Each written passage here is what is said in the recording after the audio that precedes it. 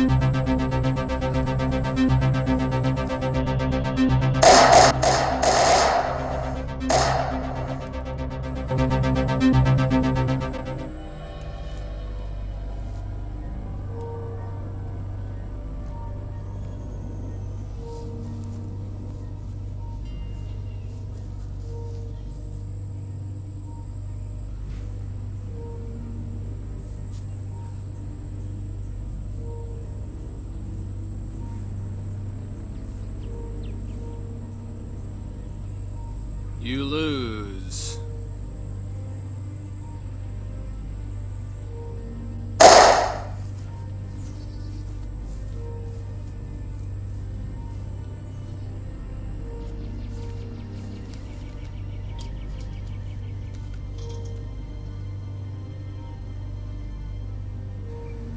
A son in jail tonight accused of murdering his mother, his father, and his brother. New tonight, Local 2 Investigates has learned that Trey Cesler may have been plotting a much larger attack in a public place. Well, Bill, investigators now say that the suspected gunman who killed his whole family at their home nearby this spot, well, he had a big plan to shoot a lot of people in a public gathering place. It was a horror scene inside this house, detectives say, but this could have been only the beginning.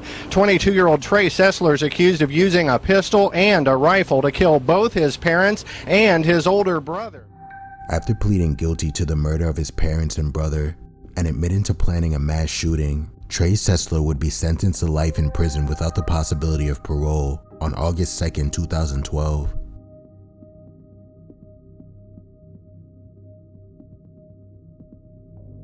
Anthony Powell was a 28-year-old college student in Detroit, Michigan, who had gained an obsession with a 20-year-old classmate in his fine arts class named Asia McGowan. In many of Powell's YouTube videos, he would go on unhinged rants about things that angered him, such as rejection from women. His videos remained primarily under the radar until April 10, 2009, when his rage would turn into real-life violence against the 20-year-old Asia, who was an aspiring dancer.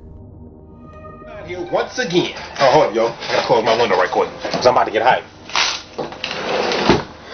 Once again, this will be my last and final video. The clowning on the Venom Bang X. Come on, everybody. Clap, clap, clap, clap, clap, clap. Man, I feel so damn good right now. This is funny to me, man. Laugh, laugh. God doesn't exist. Who wrote the Bible? Well, it was written by, who think the story is? It's so fucking annoying.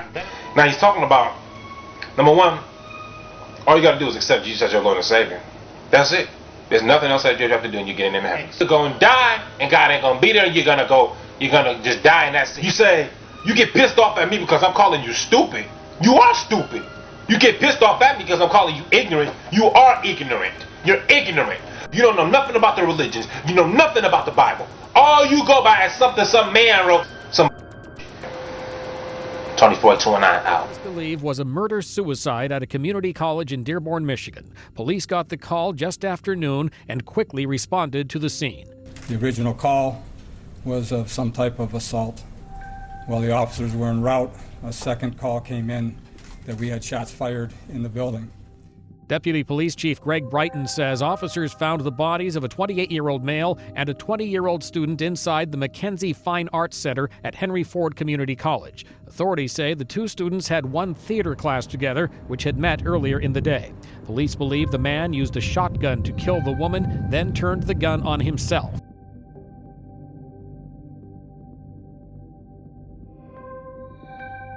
Randy Stair was a 24-year-old YouTuber from Pennsylvania, known online as Andrew Blaze, and what started off as simple animation videos soon spiraled into something much darker, as behind his content, Stair was allegedly battling severe depression and idolized mass shooters, and over time, his videos became more disturbing with cryptic messages before he made his final video, foreshadowing his violent plans, which took place on June 8, 2017, at a supermarket that he had been working at for a while. What happened? What the happened, man? This is surreal right now, but I can't believe I'm saying this, but I think this is gonna be my last video. I don't know what will happen to my channels after this. I don't know what people are gonna think of me after this. It doesn't bother me, but just looking at everyone at the supermarket, the manager's coming in, just messing around, talking about this, and 4 more nights your whole lives are gonna be turned upside down because of me. I'm gonna f your life up. I can't wait. I want that supermarket to be closed for like a month or go out of business. It's a crime scene. It's gonna be a crime scene. And then it'll be over. I'm gonna miss you guys. I really am. My emotions just aren't what they used to be. Yet the most random thing in the world can make me cry. But things that are supposed to make you cry, they don't. You can Let It Go and Frozen made me cry. A lot. Not just once, numerous of times. Like almost every time I'd watch the movie. And I watched the movie like 20 times. Life's real short. Sometimes it feels like an eternity, but life's so damn short. And look at me, it's like I blinked and I was 24 and a half. I sit here and I ask myself, would I do it all over again if I could? I'm gonna be dead before next week ends. I'll be dead. Legit dead. This is it. So okay, I'll miss you guys. I'll miss you a lot. Some of you, maybe I'll see you on the other side. And this is Andrew Blaze, signing off for the last time. Enjoy the rest of your lives. Andrew, out. New details about a murder-suicide at a supermarket in northeastern Pennsylvania. Police say the gunman was an employee who killed 3 co-workers before he killed himself. State police are now looking at Randy Stair's digital footprint. It turns out YouTube videos of Stair preparing for the attack have been found. Police also say there are journal entries that showed his planned attack, or he planned the attack, for several months. I have tears in my eyes, but I'm trying to hold it back, but it's just really sad. Investigators say Stair spent the first 90 minutes of his shift blocking entrances and exits so no one could get out once the shooting started. Stefan Macalla was a YouTuber and a video game streamer that had a one-sided affection for a woman named Natalie McNally, as he allegedly wanted to be in a relationship with her. But unfortunately for him, she didn't feel the same way, causing them to just stay friends. And when Natalie would inform Stefan that she was pregnant by another man, unsurprisingly, Macalla wouldn't be too happy about this. And this would send him down a dark path centered around jealousy and rejection, which would cause him to pre-record a stream and play it live for 6 hours, as he went to take Natalie's life at her home on December 22nd, 2022, hoping him appearing to be live streaming at the time she was killed would mislead police. I just realized I'm literally going to be drinking and driving. In the game, by the way, I'm not leaving the house tonight. Like, I was reading somewhere recently, like the amount of police force that we have lost over the last 12 years is just frightening, and no wonder crime is on the rise. That's why I like sticking to just doing crimes in a video game. Keeps things simple, mate. Make her look like an accident. But that's alright. I've made my entire life look like one. What? Text a loved one. Or a friend, or just, family member. Someone you haven't spoken to in a long time. Get a little text and go, Merry Christmas, how's things? Maybe it's someone that you've fallen out with, or someone that you've just not spoken to in a long time, because, it's life gets in the way. Fire them a little text. I don't have too many loved ones in my life, but the ones I love with all my heart. Absolutely.